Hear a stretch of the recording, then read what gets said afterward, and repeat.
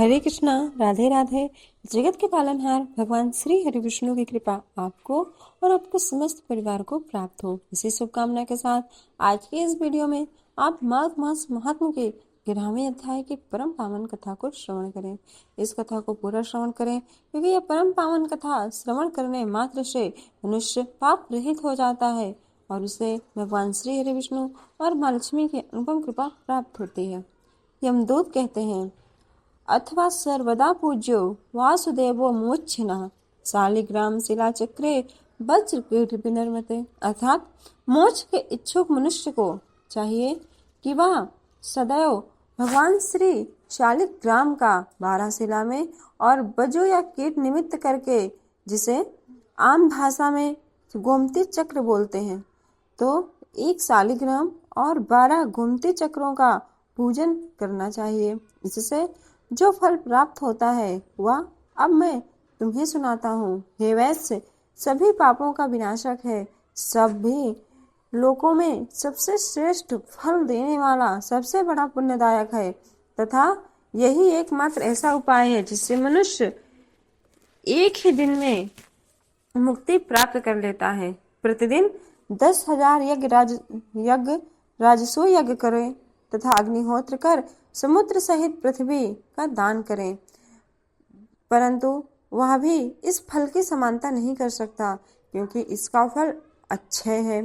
देवता इत्यादि अच्युत निरंकार को प्रणाम करते हैं तो उसका भी फल मिलता है। अनंत पापी अर्थात जिसके पाप का कोई अंत न हो, वो अकर्मण और अनाधिकारी होने पर भी जो मनुष्य भूलवश भगवान श्री शालिग्राम का पूजन कर लेते हैं, उन पर गोमती चक्र के साथ पूजन करते हैं, उन्हें भी नरक नहीं देखना पड़ता। जो मनुष्य यदि स्वर्ण कमल युक्त 12 करोड़ शिवलिंग को 12 कल्प तक पूजन करें, उससे जो पुण्य फल की प्राप्ति होती है, वही पुण्य फल भगवान श्री शालिग्राम का पूजन करने से मनुष्य को प्राप्त हो जाता है। इसलिए प्रेम से बोलिए शालिग्राम भगवान की जय। कमेंट बॉक्स में भी लिख दीजिए।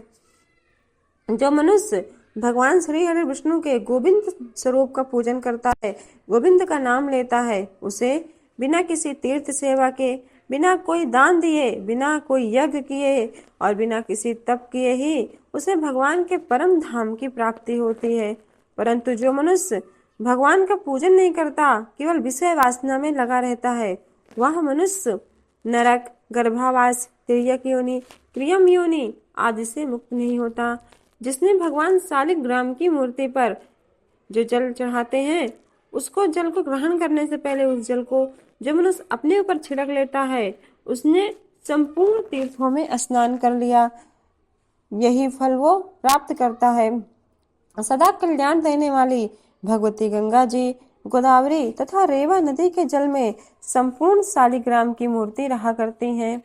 जो मनुष्य भगवान श्री शालिग्राम को मन से, तन से या हृदय से उनका स्मरण करता है, उसके सभी पाप नष्ट हो जाते हैं। काम, क्रोध से जो मनुष्य व्याप्त होते हुए भी अधर्म पुरुष के मन में, मान लीजिए एक ऐसा इंसान है जिसके मन में काम, क्रोध, ईर्ष्या, लोभ बसा है, परंतु दूसरों को दिखाने के लिए, जो आज कलयुग में हर एक प्राणी करता है, वह पूजा पाठ करता है भगवान के लिए नहीं बल्कि दूसरों को दिखाने के लिए। तो जो मनुष्य दूसरों को दिखाने के लिए भी पूजन पाठ करता है, वो अधर्मी पुरुष चाहे भगवान को नैवेद्य, फल, धूप, दीप, चंदन, गीत बाजे, स्तोत्र आदि मान लो दिखाने के लिए भी कर रहा है, तो भी भगवान उसे तार देते हैं और वो 1000 कोटि कल्प तक, 1000 कोटि कल्प मतलब 1000 करोड़ वर्ष तक वह भगवान श्री हरि विष्णु के धाम में रहता है। फिर वो अंत में पृथ्वी लोक में जन्म लेता है तो वह चक्रवर्ती सम्राट बनता है।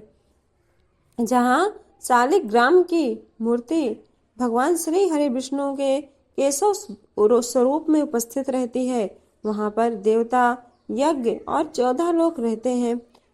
शालिग्राम की मूर्ति के सन्मुख श्राद्ध करने से पितृ तृप्त होकर सैकड़ों कल्प तक स्वर्ग में निवास करते हैं। जो मनुष्य भगवान श्री शालिग्राम की मूर्ति पर जल चढ़ाते हैं, मतलब उनका स्नान करा के उनका पंचामृत ग्रहण करते हैं, उनको 1000 पंचगव्य के आचमन से सहस्त्र कोटि तीर्थ करने का फल प्राप्त होता है। अर्थात जो मनुष्य भगवान श्री हरि विष्णु के परम पावन स्वरूप शालिग्राम शिला का चरणामृत पीते हैं, उन्हें कभी भी शुद्धिकरण की जरूरत नहीं है, अर्थात उन्हें कभी भी पंचगव्य पीने की जरूरत नहीं है, क्योंकि हमारे शास्त्रों में ऐसा कहा गया है कि जो मनुष्य पंचगव्य पीता है वह शुद्ध हो जाता है। परंतु पंचगव्य का भी महत्व उतना नहीं है जितना कि भगवान शालिग्राम की चरणामृत का है। जो मनुष्य अपनी माता का स्तन पान नहीं करता, जहाँ पर शालिग्राम की मूर्ति ना हो वहां पर लोगों को नहीं जाना चाहिए। मनुष्य को चाहिए कि वह अपने घर से कम 3 योजन दूरी तक तो अवश्य ही तीर्थ करने जाए, वहां पर वो हमेशा जाए, और घर के जो दान है वो वहां पर दान करें, धर्म करें। यदि मनुष्य ऐसा श्रद्धा भक्ति से करता है तो उसके दान और धर्म का करोड़ गुना फल उसे प्राप्त होता है। हे राजन, तुम सुनो, शालिग्राम से कोस भर जाता है, और भगवान शालिग्राम के पास यदि एक कीड़ा भूल कर भी दबकर मर गया तो भी वह वैकुंठ लोक को जाता है। शालिग्राम की मूर्ति की बिक्री करने वाले मनुष्य को प्रलय काल तक नरक में वास मिलता है। अर्थात कभी भी मनुष्य को शालिग्राम की शिला को बेचना नहीं चाहिए, क्योंकि वो भगवान है। ऐसा करने वाला मनुष्य चिरकाल तक रौरव नामक नरक में गिरा रहता है।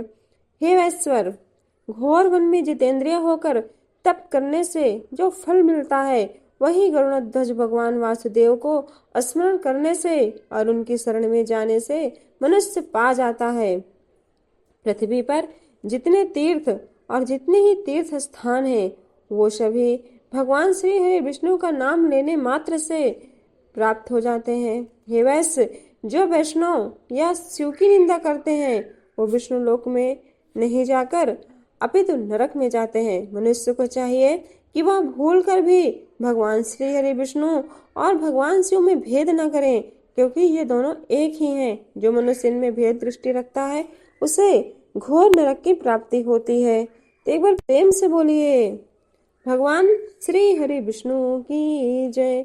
मित्रों, इसके आगे कथा हम कल के अध्याय में सुनेंगे। वीडियो अच्छी लगी हो तो वीडियो में जय श्री कृष्ण अवश्य लिखें। वीडियो को लाइक कर दिया करिए, क्योंकि आपका लाइक ही मेरे लिए मोटिवेशन है, और आपके लाइक द्वारा मुझे पता चलता है कि वीडियो आपके लिए कितनी उपयोगी है। तो आप प्लीज़ लाइक तो कर ही दिया करिए। तो चलिए अब इसके आगे कथा कल के अध्याय में। आज की कथा अच्छी लगी हो तो लाइक शेयर कमेंट करिए, और चैनल पर नए हैं तो आप चैनल को सब्सक्राइब कर बेल आइकॉन प्रेस करना ना भूलें। तो मिलते हैं अगले वीडियो में, तब तक के लिए हर हर महादेव। जय श्री कृष्णा। राधे राधे।